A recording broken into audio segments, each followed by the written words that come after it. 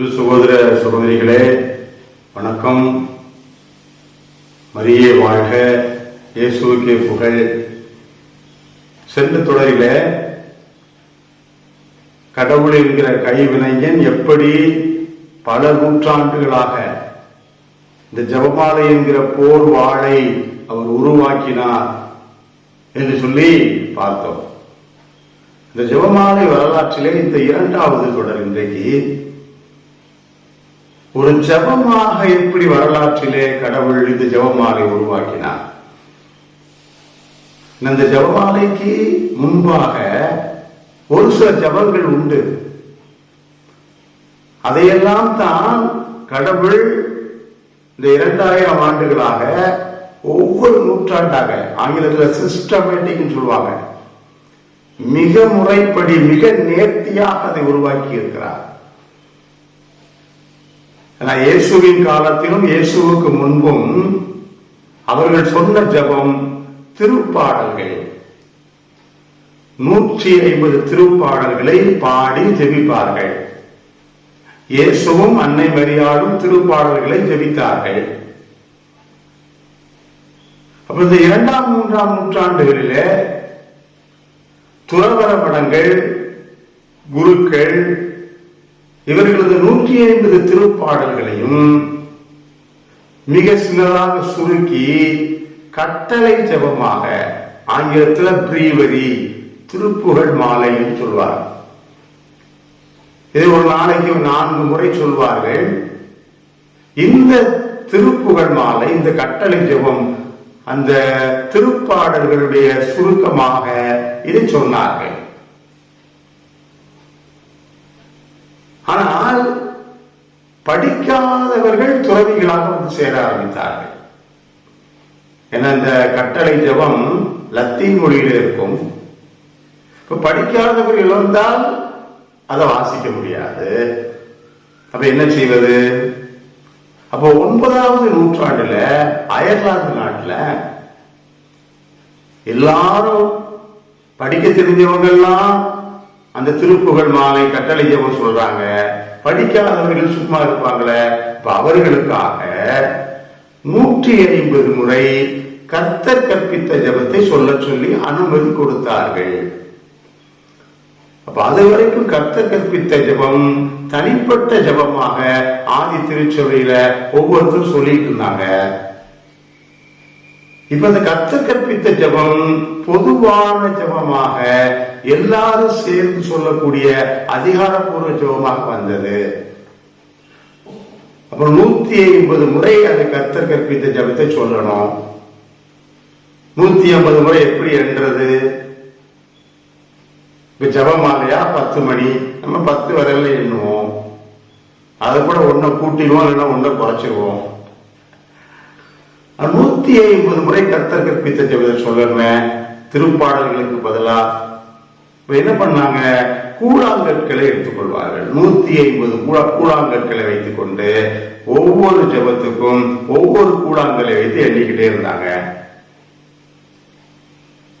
வெளியூர் போனா இந்த 150 கூழாங்கற்கள் தூக்கிக்கிட்டே போனோம். அதாவது கொஞ்சம் கடினமாக இருந்தது. அப்ப என்ன செய்தார்கள்?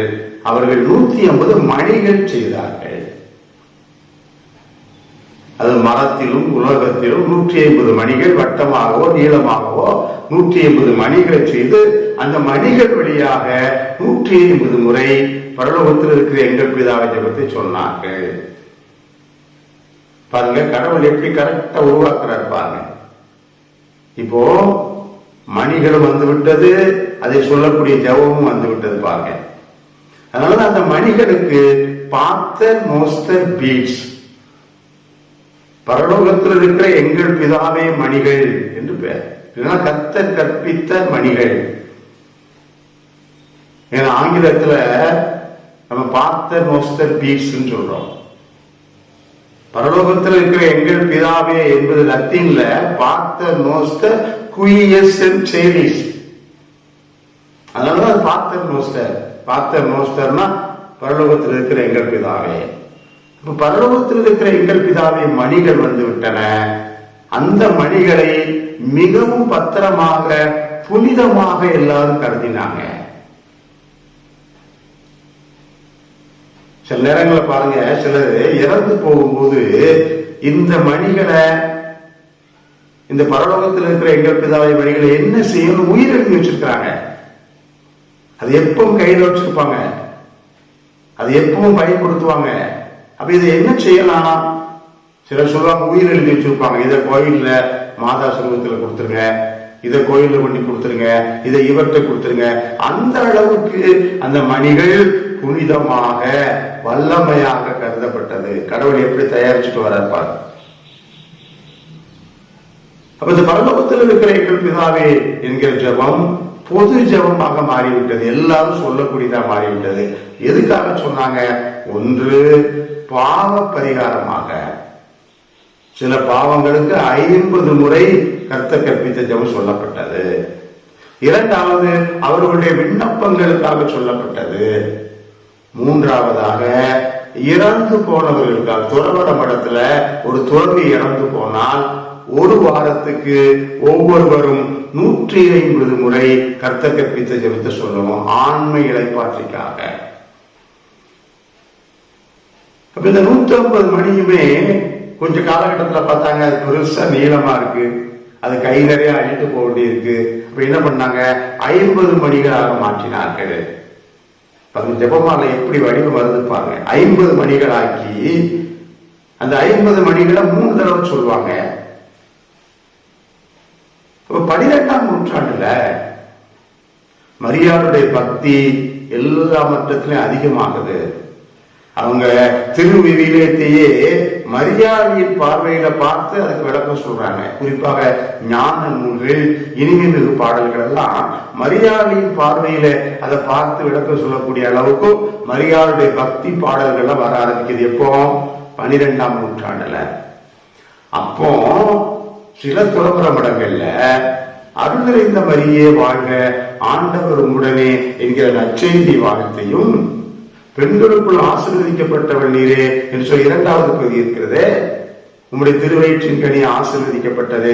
இது இரண்டையும் அவர்கள் சொல்ல ஆரம்பித்தார்கள். அதுக்கு மரியாளின் புகழ் மாலை. அப்ப இதையும் சொல்ல ஆரம்பிச்சாங்க. ஆனா பொது ஜெபமாக இல்ல, தனிப்பட்ட ஜெபமாக. அப்ப பரலோகத்தில் இருக்கிற எங்கள் பிதாவை ஜெபம் சொல்லிட்டு இருந்தாங்க, அருளிந்த மரிய வாழ்வு சொன்னாங்க. ரெண்டையுமே தனித்தனியா சொன்னாங்க, ரெண்டையும் அந்த மணியில தான் சொன்னாங்க. அந்த காலகட்டத்துலதான் 13ஆம் நூற்றாண்டு மிக முக்கியமான ஒன்றதாக இருந்தது. அந்த 13ஆம் நூற்றாண்டுல ஒரு தப்பறையான கொள்கை, அல்பிஜென்சனிசம். இந்த ஆல்பி அப்படிங்கிற ஊர்ல இருந்து அது உருவானதுனால அது ஆல்பிஜென்சனிசம். அந்த தப்பறையான கொள்கை என்னன்னா, மனிதனாக இருக்கிறது, உடலாக இருக்கிறது, மாமிசமாக இருக்கிறது எல்லாம் பாவமானது, ஆன்மா மட்டும்தான் புனிதமானது. அப்ப இயேசு புனிதர் அல்ல, அவர் இறைமகன் அல்ல. ஏன்னா அவர் மனித ஊர் எடுத்துட்டாரு. அப்ப இயேசுவினுடைய பிறப்பு, அவருடைய இறப்பு, உயிர்ப்பு எல்லாம் ஏற்றுக்கொள்ளப்படாமல் மறுக்கப்பட்டு அது தப்பறையாகப்பட வச்சு. அப்போ இயேசு கடவுளுடைய மகன் இல்லை. இதனால நிறைய மக்கள் கத்தோலிக்க திருச்சபையை விட்டு வெளியே போனாங்க, இந்த தப்பறையான கொள்கைக்கு பின்னாடி போனாங்க. அப்பதான் புனித டோம்னிக் ஒரு துறவியாக இருந்தவர், அவர் ஊர் ஊரா போய் இந்த தப்பறை கொள்கைக்கு எதிராக பேசினார். ஏன்னா அவர் ஒரு சிறந்த பேச்சாளர், நிறைய இறையியல் அறிவு பெற்றவர், ஞானம் உள்ளவர், நம்பிக்கை இருந்துச்சு. நம்ம போய் ஊர் ஊரா பேசுவோம், எப்படினாலும் எல்லாத்தையும் மாத்திரலான்னு. ஆனா பல மாதங்கள், பல ஆண்டுகள் அவர் பேசி எந்த மாற்றமும் வரல. மக்கள் தப்பறையான கொள்கைக்கு பின்னால போய்கிட்டே இருந்தாங்க. அப்ப இந்த துறவி புனித டோம்னிக் பிரான்சுக்கு பக்கத்துல ஒரு காட்டுக்குள்ள போய் இருந்து உண்ணா நோன்பு இருந்து கண்ணீரோட ஜெபிக்கிறார். ஆண்டவரை நான் என்ன செய்யணும்னு சொல்லுங்க, இவ்வளவு பாடுபட்டு ஒன்றும் செய்ய முடியல, வேதனையோடு கண்ணீர் வடிக்கிறார். அப்ப இந்த 3வது நாளில வானிலிருந்து ஒரு நெருப்பு பந்து விடுகிறது. 3 வான தூதர்கள் வருகிறாங்க. அந்த வான தூதர்களுக்கு பின்னாடியே விண்ணரசி அன்னை மரியாள் காட்சி கொடுக்குறாங்க. இப்ப மாதா சொல்றாங்க, அந்த புனித தோமினிக்க பார்த்து, நான் இவ்வளவு பிரசங்கம் பண்ணியும் ஒண்ணுமே நடக்கலன்னு நீ சோர்ந்து போகாத, நீ கவலைப்படாத. நீ சொன்னதெல்லாம் சரிதான், ஆனால் விழுந்த நிலம் சரியில்லை, அந்த கேட்ட உள்ளங்கள் சரியில்லை. அது கரடு முரடாகவும் வறண்டு போனதாகவும் முள்ளாகவும் பாறையாகவும் முட்புதலாகவும் இருக்கு. அப்ப அந்த உள்ளங்களை தயார்படுத்தணும். அதற்கு நீ நான் சொல்றபடி செய்ய. மாதா சொன்னாங்க, மீட்பின் முதல் வார்த்தை அருள் நிறைந்த மரியே வாழ்க இருக்கிறத, அதை மக்களிடம் பிரசங்கம் செய். அவர்கள் எதை எதிர்க்கிறார்களோ மறை உண்மைகள், அந்த மறை உண்மைகளை பிரசங்கம் செய்ய, அதை தியானிக்க சொல்லு. அதுக்கப்புறம் மரியாளின் புகழ் மாலைய எல்லாரும் ஜெபிக்க சொல்லுன்னு சொன்னாங்க. இப்ப புனித தோமினிக் அன்னை மரியா கையிலிருந்து அந்த ஜெபமாலையை வாங்கினார். இப்ப புனித தோமினி 10 மணிகளாக மாற்றினார். ஒவ்வொரு மணிக்கும் ஒரு மறை உண்மை. அப்ப 15 மறை உண்மைகள் தயாரானது மட்டுமல்ல, அவர் அந்த மறை உண்மைகளை போதித்தார். அருளறிந்த மரியே வாழ்க ஜபத்தை போதித்தார். எல்லாரையும் தியானிக்க சொன்னார். அதுக்கப்புறம் அந்த ஜபத்தை ஜபிக்க சொன்னார். அது வரைக்கும் துறவர மடத்தில் மட்டும் இருந்த அருளறிந்த மரியே வாழ்க என்கிற அந்த புகழ் மாலை முதல் பகுதி எல்லா மக்களுக்கு மத்தியிலும் போக ஆரம்பிச்சிச்சு. எல்லா மக்களும் அதை செபிக்க துவங்கினார்கள். அப்ப 3 காரியங்கள். ஒன்று, அதை அறிவிக்க வேண்டும், தியானிக்க வேண்டும், அடுத்து ஜெபிக்க வேண்டும். அதை புனித தோமினிக் செய்தார். எல்லா மக்களும் செய்தார். அவை இதை செய்ய செய்ய செய்ய செய்ய அவர் கூட இருந்து எல்லாரும் ஊரா போய் மறை உண்மைகளை அவர்கள் அறிவித்தார்கள். மரியாளின் புகழ் மாலை அறிவித்தார்கள், தியானித்தார்கள், ஜெபித்தார்கள். தப்பறை கொள்கை முற்றிலுமாக முறித்து போனது, தகர்ந்து போனது, இல்லாமல் போனது. அப்பதான் அந்த மரியாளின் போர் வாழ் தயாராகிவிட்டது. முதல் வெற்றி, அந்த தப்பறையான கொள்கையின் மீது முதல் வெற்றி. அப்ப 10 மணிகள் ஆயிடுச்சு. ஒவ்வொரு 10 மணியிலும் மரியாளின் புகழ் மாலை அருள்மிகு மரியே வாழ்க ஜபம் முதல் பகுதி அது முடிஞ்சு கர்த்தர் கற்பித்த ஜபம் ரெடி ஆயிட்டு எல்லா மக்களும் சொல்ல ஆரம்பிச்சுட்டாங்க. இதுல 14ஆம் நூற்றாண்டு, அதுக்கு அடுத்த நூற்றாண்டு, நான் ஏற்கனவே முதல் செய்தியில சொல்லியிருந்தேன், ஐரோப்பாவிலே மிகப்பெரிய கொள்ளை நோய், கொடுமையான கொள்ளை நோய். அந்த கொள்ளை நோய் முக்கியமாக கருப்பு கொள்ளை நோய், பிளாக் பிளேக் என்று சொல்லக்கூடிய அந்த நோய் ஏறக்குறைய ஐரோப்பாவில் மட்டும் 2.5 கோடி மக்களை அடிச்சிருச்சு. சொத்துக்கள், பொருட்கள், பொருளாதாரம் எல்லாம் நாசம். இந்த கொரோனாலாம் பார்க்கும்போது ஒண்ணும் கிடையாது, அவ்வளவு கொடுமையான கொள்ளை நோய். திருச்சபையிலும் நிறைய குழப்பங்கள், நாடுகளுக்குள்ளே போர்கள். அப்போ ஒவ்வொரு மக்களும் ஒவ்வொரு நாளும் சாவின் விளிம்பில் நின்னாங்க. எப்ப இந்த கொள்ளை நோய் ஒழியும்? ஏன்னா ஏதோ ஒரு இடத்துல கொள்ளை நோய் வந்துருச்சுன்னா தீ வச்சு கொளுத்திடுவாங்க. ஆலயங்கள் தீ வைக்கப்பட்டது, கண்ணீர் இல்லங்கள் தீ வைக்கப்பட்டது, குருமடங்கள் தீ வைக்கப்பட்டது, நூலகங்கள் நிறைய எரிஞ்சு போனது, நம்முடைய ஆவணங்கள், புத்தகங்கள் எல்லாம். மக்கள் ஒவ்வொரு நாளும் உயிருக்கு பயந்து நின்றாங்க. அப்போதான் துறவர மடங்கள்ல இந்த அருளிறை மரிய ஜபத்தினுடைய 2வது பகுதியை சேர்த்தாங்க. ஏன்னா மாதா மேல அவ்வளவு நம்பிக்கை. மரியாளிடம் ஜெபித்தால் இந்த ஜபமாலை நமக்கு கொள்ளை நோயிலிருந்து, தீமையிலிருந்து விடுதலை தரும் சொல்லி 2வது பகுதியை, அச்சிஷ்ட மரியாயே சர்வேஸ்வரனை மாதாவே பாவிகளாயிருக்கிற எங்களுக்காக இப்பொழுதும் இந்த கொள்ளை நோய் காலத்திலும் இந்த கஷ்டத்தில் எப்பொழுதும் எங்கள் மரண வேளையிலும் எங்களுக்காக வேண்டிக்கொள்ளும், அதை சேர்த்தாங்க. இப்ப 14ஆம் நூற்றாண்டுல 2வது பகுதியும் சேர்க்கப்பட்டது. போர் வாழ் தயாராகிவிட்டது. உண்மைகள் சேர்ந்தது, கர்த்தர் கற்பித்த ஜெபம் சேர்ந்தது, அருளறிந்த மரியே வாழ்க முழு வடிவம் பெற்றது. போர்வ முடியும். அதுக்கப்புறம் தான் 20ஆம் நூற்றாண்டு 21ஆம் நூற்றாண்டுல குறிப்பாக பாத்திமா அன்னை சொன்ன ஜெபத்தை சேர்த்தார்கள். 21ஆம் நூற்றாண்டில 2002ஆம் ஆண்டு திருத்தந்தை புனித 2ஆம் ஜான் பால் 4வது மறை உண்மைகளை சேர்த்தார். அந்த ஒளியின் மறை உண்மைகள். ஏன்னா கடவுள் இந்த கைமறிஞர் இருக்கிறார, அவர் வாழ ஒரு தடவை உருவாக்கிட்டு விட மாட்டார். அது அப்பப்ப வலு சேர்த்து தீட்டிக்கிட்டே இருப்பாரு. ஏன்னா சாத்தானுடைய புதிய புதிய சூழ்ச்சிகள், மக்களுக்கு இருக்கிற பிரச்சனைகள், அழிவுகள், இதற்கேற்றபடி வாழும் புதிதாக தீட்டப்படும். இந்த 21ஆம் நூற்றாண்டுல முக்கியமா என்னது? குடும்பங்கள் உடைத்து சிதைக்கப்படுகிறது. குடும்பங்கள் இல்ல ஒரு பிரச்சனை. 2வது நற்கருணை மீது நம்பிக்கை இல்லாமல் போகிறது. 3வது திருமுழுக்குனா என்னன்னு தெரியல.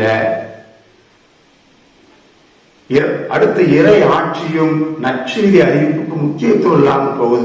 எனவேதான் இந்த ஒளியின் மறை உண்மைகளை கடவுள் அந்த வாழுக்குள் ஊற்றி இந்த ஒளியின் மறை உண்மைகள் சேர்க்கப்பட்டு 21ஆம் நூற்றாண்டிலே அது இன்னும் புதிதாக ஒரு புதிய வடிவம் பெற்றது. நண்பு சகோதர சகோதரிகளே, கடவுள் எவ்வளவு அழகா இந்த போர்வாட செஞ்சிருக்கிறார் பாருங்க வரலாற்றுல. இன்னும் இன்னும் இன்னும் அதை தீட்டுவார், கூர்மைப்படுத்துவார், ஒவ்வொரு காலத்துக்கு ஏற்றபடி செய்வார். அதுதான் திருச்சபையினுடைய பாரம்பரியம். அதனால இந்த போர்வாள் அல்பிஜென்சனிசம் என்கிற தப்பறை கொள்கை மட்டுமல்ல, இந்த வரலாற்றிலே இந்த 2000 ஆண்டுகளாக எத்தனையோ தப்பறை கொள்கைகள், எத்தனையோ போர்கள், எவ்வளவு பிரச்சனைகள் அத்தனையும் தரைமட்டமாக்கி தூளாக்கி இருக்கிறார். நீங்க இன்னைக்கு சிலை வழிபாடுங்கிறாங்க, மாதாவை அப்படி சொல்றாங்க, கத்தோலிக்க திருச்சபையில ரட்சிப்பு இல்லைங்கிறாங்க. இதெல்லாம் ஒரு சுச்சிப்பி, இதெல்லாம் ஒண்ணுமே கிடையாதுங்க. டுபாக்கூர் இதெல்லாம் எவ்வளவு பெரிய தப்பறைகள். இன்னும் சொல்ல போன 2000 ஆண்டுகள்ல இந்த திருச்சபைக்கு எதிராக எத்தனையோ அரசர்கள், எத்தனையோ பேரரசர்கள், எத்தனையோ வல்லரசுகள் இந்த திருச்சபைக்கு எதிராக வந்தன. எத்தனை கொள்கைகள், எத்தனை தப்பறைகள் வந்தன. அத்தனையும் தவிடுபடாக்கி இந்த திருச்சபை, கடவுளுக்கு சொன்னாரே நரகத்தின் வாயில்கள் இதன் மீது வெற்றி கொள்ளா என்று சொல்லி அன்னை மரியாதையும் அவர் போர் வாழையும் திருச்சபைக்கு கொடுத்திருக்கிற அதிகாரத்தினாலும் தவிடுபொடியாக்கி கொண்டிருக்கிறது. இன்னும் எத்தனை எதிர்ப்புகள், எத்தனை வல்லரசுகள், எத்தனை பாஸ்டர்கள் வந்தாலும் கூட இந்த திருச்சபை அத்தனையும் தகர்த்து ஆண்டவருடைய மறைவுடலாக நிமிர்ந்து நிற்கும். இந்த உலகத்தின் மீட்பின் கருவியாக எப்போதும் எழுந்து நிற்கும். அதில் மாற்றம் இல்லை. எனவேதான் இந்த திருச்சபை மாலை உருவான வரலாறே அற்புதமான வரலாறு. எனவே அன்னை மரியாதையும் திருச்சபை மாலையும் நாம் அறிவிப்போம். நீ ஜெபமாலை சொல்லும் போது ஆண்டவர் உயிர் தெழுந்தார் பரலோகத்தில் அப்படி சொல்லக்கூடாது. ஆண்டவர் உயிர் தெழுந்ததை தியானிக்க வேண்டும். அதை தியானித்து அருள்நிறைந்த மரியே வாழ்க நீங்கள் கூப்பிடுங்க, மாதா உங்க பக்கத்திலே வந்துருவாங்க, உங்க கூடயே இருப்பாங்க. ஒன்னும் யோசிக்க வேண்டாம். மரியாள் இயேசுட்ட வாக்குறுதி கொடுத்திருக்காங்க. இதோ என் மகன், இதோ என் பிள்ளைகள். இந்த மரியாதை இன்றைக்கும் பிரமாணிக்கமா இருப்பாங்க. அவங்க பிள்ளைகளை ஒரு நாள் கைவிட மாட்டாங்க. மரியே வாழ்க. எல்லாம் உள்ள இறைவன், தந்தை, மகன், தூய ஆவி, அன்னை மரியாதையின் பரிந்துரையோடு கூட உங்கள் எல்லா குடும்ப தேவைகளிலே, வியாபாரத்திலே, உங்கள் துன்பங்களிலே, கஷ்டங்களிலே, நோய்களிலே கூடவே இருந்து உங்களை விடுவித்து சுகம் தந்து ஆசீர்வதிப்பாரா. ஆமென்.